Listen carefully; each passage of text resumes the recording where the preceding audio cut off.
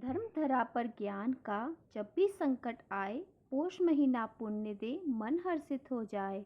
ओम घृणी सूर्याय नमः। श्री हरि विष्णु की जय हो। आज पोष मास के कृष्ण पक्ष की त्रयोदशी तिथि है और आज दिन रविवार का है। रविवार का दिन सूर्य भगवान को समर्पित होता है और रविवार के दिन हमें सूर्य भगवान को जल अर्पित जरूर करना चाहिए।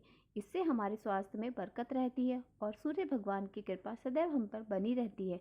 तो आइए आज हम सबसे पहले सुनते हैं सूर्य नारायण की कथा। प्रेम से जयकारा लगाई सूर्य नारायण भगवान की जय हो।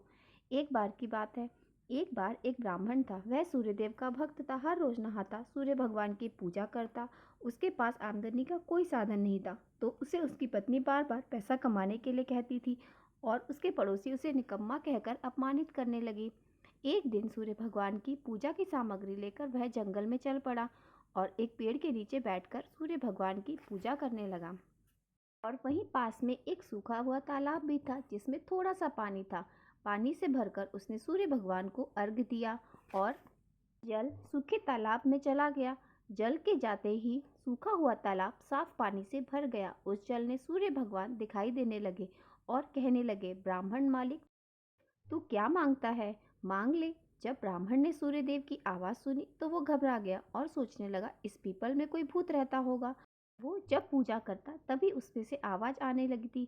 यह सुनकर वह चिंतित होने लगा और वह पतला होते जा रहा था। ब्राह्मण की पत्नी एक दिन उससे बोलने लगी कि क्या बात है, आप इतने सूखते क्यों जा रहे हैं। ब्राह्मण की पत्नी कभी कभी उससे मिलने जंगल में जाया करती थी। एक दिन उसने अपने पति से पूछा, आप इतने दुबले क्यों होते जा रहे हैं। तो ब्राह्मण ने वो भूत वाली बात उसे बताई। ब्राह्मण की पत्नी बोलने लगी कि आपके पूजा करने के बाद ही वो आवाज आती है। मुझे तो लगता है कि सूर्य भगवान स्वयं आते हैं और इस बार जब वो आपसे कुछ मांगने के लिए कहें तो आप उनसे सब कुछ मांग लेना। तो ब्राह्मण बोला कि मैं ज़्यादा कैसे मांगूंगा, अगर मैं ज़्यादा कुछ बोलूँगा तो मैं कुछ कहना भूल ना जाऊँ। तो कोई ऐसी तरकीब बताओ जिससे कम शब्दों में मुझे ज़्यादा से ज़्यादा मिल जाए। ब्राह्मण से ब्राह्मण की पत्नी बोलने लगी, तुम ऐसा करना, ऐसे बोलना, नौखंडे महल के अंदर दास दासियों द्वारा अपने पोर पोते को खिलाते हुए मैं अपनी आंख से देखूं, तुम ऐसा उनसे मांगना। इस प्रकार लंबी उम्र, धन धान्य, पड़पोता और लंबी उम्र, सोना चांदी, धन धान्य सब कुछ आपको प्राप्त हो जाएगा। क्योंकि धन होगा तभी तो सोने का पालना आएगा और तभी दास दासियां होंगी। आंखें घुटने ठीक होंगी तभी तो आप पड़पोते को देख पाओगे और आपकी लंबी उम्र हो पाएगी। ब्राह्मण को अपनी पत्नी की बात जच गई। अगले दिन जब पूजा के बाद ब्राह्मण को आवाज आई तो जैसा उसकी पत्नी ने बोला था उसने वैसे ही बोल दिया। एक ही बार में सब कुछ मांग लिया। सूर्य देव प्रसन्न होकर बोले, जा तेरी इच्छा पूरी होगी। फिर जब ब्राह्मण जंगल से घर गया और उसने देखा कि टूटी फूटी झोपड़ी की जगह उसका नौखंडा महल खड़ा हुआ है। ब्राह्मण ने उससे कहा कि मेरी झोपड़ी और ब्राह्मणी यहाँ रहती थी, वो कहाँ गई। उस समय महल में से एक सुंदर औरत सुंदर कपड़ों और गहनों से लदी हुई बाहर आई और बाहर आके बोलने लगी, अंदर आइए स्वामी, यह अपना ही महल है। भगवान ने आपकी हर मनोकामना को पूर्ण किया है। ब्राह्मण ने कहा, ने अंदर आके कहा, हम इतने धन का क्या करेंगे। ब्राह्मणी ने कहा कि धन से क्या नहीं होता, धन से हर चीज होती है। हम हवन, यज्ञ, दान, पुण्य आदि सब करेंगे। वैसा ही उन्होंने शुरू कर दिया। अब पूरे नगर में ब्राह्मण का सब जगह नाम हो गया। वो इतनी दान दक्षिणा करता था कि वो हर किसी की सदा मदद करने लगा। एक दिन उसको राजा ने बुलवाया और पूछा, कल तक तो आपको खाना भी नहीं मिलता था, आज यह धन कहाँ से आ गया, आपने ऐसा क्या किया, चोरी की है क्या। तो ब्राह्मण ने कहा, नहीं, मैंने कोई चोरी नहीं की, यह तो सूरज देवता की मेरे ऊपर कृपा है। और उन्होंने सारी बात उन्हें बताई। तब राजा ने कहा, मेरे यहाँ पुत्र नहीं है तो मुझे क्या करना चाहिए। तब ब्राह्मण ने राजा को पूरे विधि विधान से सूर्य भगवान की पूजा करने के लिए बताई और सूर्य भगवान की पूजा राजा ने भक्ति भाव से की और उनकी भक्ति से प्रसन्न होकर सूर्य भगवान ने उन्हें तेजस्वी पुत्र प्रदान किया। तो बोली, सूर्य भगवान की जय हो। सूर्य भगवान, जैसे आपने ब्राह्मण की इच्छा पूरी करी वैसे ही हर किसी की इच्छा पूरी करना। कहानी कहने सुनने वाले, हुंकारा भरने वाले सबकी मनोकामना को पूर्ण करना। बोलो सूर्य देव की जय हो। अब हम सुनेंगे आगे का महात्मा। श्री ब्रह्मा जी कहने लगे कि हे विष्णु, प्राचीन काल में राजा ययाति के कुल में सत्रजीत नामक एक प्रतापी चक्रवर्ती राजा थे। वे अत्यंत प्रभावशाली, तेजस्विनी, कांतिमान, क्षमा गुणवान और बलशाली राजा थे तथा धीरता, गंभीरता और यश से संपन्न थे। उनके विषय में पुराण देवता लोग एक गाथा बोलते थे कि महाबालु शत्रुजीत के इस पृथ्वी पर राज्य करते हुए जहाँ से सूर्य उदित होता और जहाँ अस्त होता और जितने में भ्रमण करते थे वह संपूर्ण क्षेत्र सतत क्षेत्र कहलाता था। राजा सतत संपूर्ण रत्नों से परिपूर्ण सप्त दीप वाली पृथ्वी पर धर्मपूर्वक राज्य करते थे। वे सूर्य देव के परम भक्त थे। उनके ऐश्वर्य को देखकर सभी लोगों को बड़ा आश्चर्य होता था। उनके राज्य में सभी भक्त वे अपने अपने धर्म का पालन करते। राजा सत्यजीत के 4 मंत्री थे। वे सब अपनी हर्ष सामर्थ्य वाले और राजा के स्वाभाविक भक्त भी थे। भगवान सूर्य के प्रति उनकी अत्यंत श्रद्धा थी और उनके सामर्थ्य को देखकर न केवल उनकी प्रजा को आश्चर्य होता बल्कि स्वयं राजा भी अपने ऐश्वर्य पर आश्चर्यचकित थे। एक बार उनके मन में आया कि अगले जन्मों में मैं भी ऐसा ही ऐश्वर्य कैसे बना कर रखूं। यह सोचकर उन्होंने शास्त्र और धर्म के तत्व को जानने के लिए ब्राह्मणों को बुलाकर उनकी यथोचित भक्ति पूर्वक पूजा की। उन्हें आसन पर बिठाया और उनसे कहने लगे, हे भगवान, यदि आप लोग मुझ पर कृपा करें तो कृपया आप मेरी जिज्ञासा को शांत कीजिए। ब्राह्मण कहने लगे, महाराज, आप अपना संदेह हम लोगों के सामने प्रस्तुत कीजिए। आपने हमारा पालन पोषण किया है और सभी प्रकार से भोजन आदि द्वारा हमें संतुष्ट भी रखा है। विद्वान ब्राह्मणों का तो कर्तव्य ही है कि वह धर्म के संदेह को दूर करें, अधर्म से निवृत्त करें और कल्याणकारी उपदेश को भली भांति समझाएं। आप अपनी इच्छा के अनुसार जो कुछ भी पूछना चाहते हैं पूछ सकते हैं। तभी उनकी महारानी विमलवती ने भी राजा से निवेदन किया कि महाराज, मेरा भी एक संदेह है, आप महात्माओं से पूछकर निवृत्त करा लीजिए। मैं तो अतःपुर में ही रहती हूँ, अतः मेरी प्रार्थना है कि आप मेरा ही संदेह दूर कीजिए, क्योंकि आपको संदेह की निवृत्ति के लिए तो अनेकों साधन है। राजा शत्रुजीत अपनी पत्नी से कहने लगे, प्रिय, तुम क्या पूछना चाहती हो? पहले मैं तुम्हारा ही संदेह पूछूंगा। तब उनकी रानी कहने लगी, महाराज, मैंने अनेक राजाओं के चरित्र और ऐश्वर्य को सुना है, किंतु आपके समान ऐश्वर्य अन्य लोगों को सुलभ नहीं है।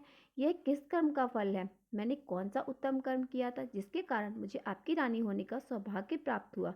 पूर्व जन्म में हम दोनों में कौन सा पुण्य कर्म किया, इस विषय में आप मुनियों में अवश्य पूछना। तब सतत कहने लगे, देवी, तुमने तो मेरे मन की बात जान ली। मुनियों की बातें सत्य होती हैं। पत्नी पुरुष की अर्धांगिनी होती है और ऐसी कोई बात नहीं जो इन महामुनियों से छुपी हुई हो। इन महात्माओं से तो मैं यही पूछना चाहता था। फिर महाराज ने महात्माओं से पूछा, भगवान, मैं पूर्व जन्म में कौन था? मैंने कौन सा पुण्य कर्म किया था?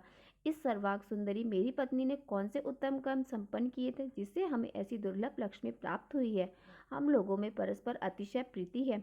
सभी राजा मेरे अधीन है। मेरे पास असीम द्रव्य है और मैं अत्यंत बलशाली हूँ। मेरे शरीर भी निरोगी है। मेरी पत्नी के समान संसार में कोई दूसरी स्त्री सुंदर नहीं है। कभी सभी में लोग मेरे असीम तेज को सहन नहीं कर पाने में असमर्थ हैं। महामुनि, आप लोग त्रिकालज्ञ हैं, कृपया आप मेरी इस जिज्ञासा को शांत कीजिए। राजा के इस प्रकार पूछने पर उन ब्राह्मणों ने सूर्यदेव के परम भक्त पराशर से प्रार्थना की, आप ही इनके संदेह को निवृत्त कीजिए। तब धर्माज ब्राह्मणों की सहमति से महामती पराशर ने योग समाधि के द्वारा राजा और रानी के पूर्व जन्म के सभी कर्मों की जानकारी प्राप्त करके इस प्रकार कहना प्रारंभ किया। पराशर कहने लगे, महाराज, आप पूर्व जन्म में बड़े निर्दय, हिंसक तथा कठोर हृदय के शूद्र थे। कुष्ठ रोग से पीड़ित थे। सुंदर नेत्रों वाली यह महारानी उस समय भी आपकी ही पत्नी थी। यह ऐसी पतिव्रता थी कि आपके द्वारा पीड़ित होने पर भी आपकी सेवा में निरंतर संलग्न रहती थी। परंतु आपकी अतिशय क्रूरता के कारण आपके बंधु बांधव आपसे अलग हो गए और आपने भी अपने पूर्वजों द्वारा संचित धन को नष्ट कर डाला। फिर आपने कृषि कार्य प्रारंभ किया, किंतु देव इच्छा से वह भी व्यर्थ हो गया। आप अत्यंत दीनहीन होकर दूसरों की सेवा कर अपना जीवन बिताने लगे। आपने अपनी पत्नी को छोड़ने का बहुत प्रयास किया, किंतु उसने आपका साथ कभी नहीं छोड़ा। इसके बाद आप दोनों कान्यकुब्ज देश में चले गए और भगवान सूर्य के मंदिर में सेवा करने लगे। सेवा करते करते वहां प्रतिदिन आप मंदिर का मार्जन, लेपन, जल छिड़कना आदि कार्य बड़ी भक्तिभाव से करते रहे। मंदिर में पुराणों की कथा होती थी। आप दोनों ने उसकी भक्ति पूर्वक श्रवण किया। कथा श्रवण के बाद आपकी पत्नी ने पिता से प्राप्त अंगूठी को कथा में चढ़ा दिया। आपके मन में रात दिन बस यही चिंता रहती थी कि यह मंदिर कैसे स्वच्छ बना रहे। आप दोनों बहुत दिनों तक वहां रहे।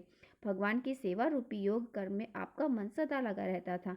इस प्रकार आप दोनों निष्काम भाव से भगवान सूर्य की सेवा करते और जो कुछ भी मिलता उसी से अपना निर्वाह करते।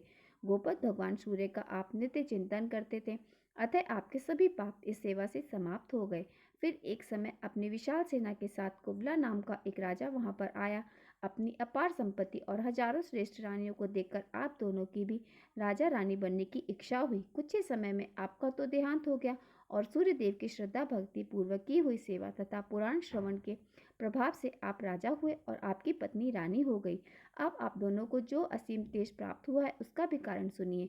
जब मंदिर में दीपक तेल बाती के अभाव में बुझने लगता तब आप अपने भोजन के लिए रखे हुए तेल से उसे पूरित करते थे और आपकी रानी अपनी साड़ी फाड़कर उससे बाती बनाकर जलाती थी। हे राजन, अगर अगले जन्म में भी आपको ऐश्वर्य की इच्छा है तो भगवान सूर्य की श्रद्धा पूर्वक आराधना करें। गंध, पुष्प, धूप, दीप, नैवेद्य आदि जो भी आपको प्रिय है वह भगवान सूर्य को अर्पित करें। उनके मंदिर में मार्जन, उपले आदि कार्य करें जिससे मंदिर स्वच्छ और निर्मल बना रहे। उत्तम दिनों में उपवास कर रात्रि जागरण और नृत्य, गीत, वाद्य द्वारा महोत्सव कराएं। पुराण, इतिहास आदि की कथा श्रद्धा पूर्वक सुने तथा भगवान सूर्य की प्रसन्नता के लिए वेद पाठ कराएं। सदा निष्काम भाव से तन्मय होकर उनकी सेवा में लगे रहें। संतुष्ट होकर भगवान सूर्य अभिष्ट फल अवश्य देते हैं। वे पुष्प, नैवेद्य, रत्न, स्वर्ण आदि से उतना प्रसन्न नहीं होते जितना वे भक्तिभाव से प्रसन्न होते हैं। यदि भक्तिभाव पूर्वक सूर्य देव की आराधना और विविध उपचारों से पूजन करेंगे तो इंद्र से भी अधिक वैभव की प्राप्ति आपको हो जाएगी। राजा सतत कहने लगे, भगवान इंद्रवम की प्राप्ति से जो आनंद होता है वही आनंद आपकी इस वाणी को सुनकर आज मुझे प्राप्त हुआ है। अज्ञान रूपी अंधकार के लिए आपकी यह वाणी प्रदीप्त दीपक के समान है।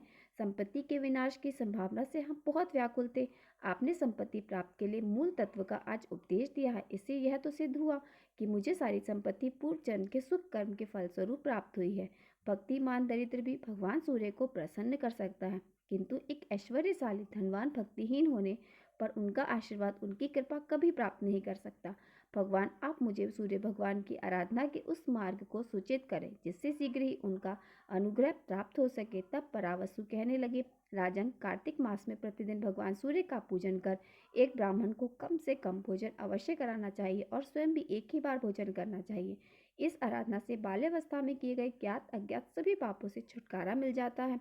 मार्गशीर्ष में पूर्वोत्तर पुरुष की ब्राह्मण को मरकत मणि का दान देना चाहिए और प्रोलावस्था में किए गए पापों से मुक्ति मिल जाती है।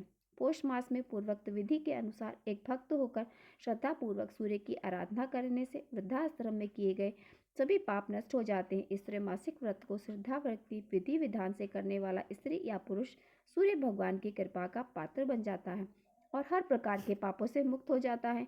दूसरे वर्ष इसी प्रकार त्रैमासिक व्रत करने पर भी सभी उपाय से निवृत्त हो जाता है। तीसरे वर्ष भी इस व्रत को करने से सारे महापाप नष्ट हो जाते हैं और मनोवांछित फल की प्राप्ति होती है। इस प्रकार यह व्रत 3 मास में संपन्न होता है और इसे 3 वर्ष तक करना चाहिए। सभी अवस्थाओं में आदि भौतिक, आदि दैविक तथा आध्यात्मिक पाप करके के द्वारा नष्ट हो जाते हैं। इस सर्व पाप हरता व्रत को त्रिविक्रम व्रत कहा जाता है। राजा सतत ने कहा, भगवान, व्रत का विधान तो मैंने सुन लिया, परंतु भोजन कैसे ब्राह्मण को कराना चाहिए यह भी आप मुझे कृपा पूर्वक बताइए। पराव असु कहने लगे, पौराणिक ब्राह्मण को भोजन कराना चाहिए। इस प्रसंग में अरुण को सूर्यदेव ने जो निर्देश दिया वही मैं आपको बताता हूँ, ध्यान पूर्वक सुनिए। किसी समय उद्याचल पर अरुण ने भगवान सूर्य से पूछा, महाराज, कौन कौन पुष्प, नैवेद्य, वस्त्र आदि आपको प्रिय हैं और कैसे ब्राह्मण को भोजन कराने से आप संतुष्ट होते हैं, इसे आप कृपा कर मुझे बताइए। तब भगवान सूर्य इस प्रकार कहने लगे, हे अरुण, गर्मी के पुष्प, रक्त चंदन, गुगल का धूप, दीप का घी का दीपक और मोदक आदि नैवेद्य मुझे बहुत प्रिय है। मेरे भक्त और पौराणिक ब्राह्मण को दान देकर उसके प्रति श्रद्धा समर्पित करने से मुझे जितनी प्रसन्नता होती है उतनी प्रसन्नता गीत, वाद और पूजन आदि से नहीं होती। मैं पुराण आदि के वाचन श्रवण से अधिक प्रसन्न होता हूँ। इतिहास पुराण के वाचक तथा मेरी पूजा करने वाले भोजक, यह दोनों मुझे विशेष प्रिय हैं, इसलिए पौराणिक का पूजन करके और इतिहास आदि को सुनना चाहिए। श्री हरि विष्णु की जय हो। ओम सूर्याय नमः। आज का अध्याय यहीं पर समाप्त होता है। इसके आगे का वृत्तांत सुनने के लिए आप सभी अगली वीडियो को जरूर सुनिएगा। और अगर मेरा वीडियो आज का पसंद आया हो तो वीडियो को लाइक और मेरे साथ जुड़े रहने के लिए चैनल को सब्सक्राइब अवश्य कर लीजिए। तो मिलते हैं हम आपसे अगली वीडियो में। बोले सूर्य नारायण भगवान की जय हो।